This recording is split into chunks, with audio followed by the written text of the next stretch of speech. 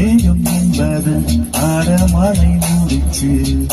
காற்று முட்டினால் அவிழ்ந்து கொள்ளும்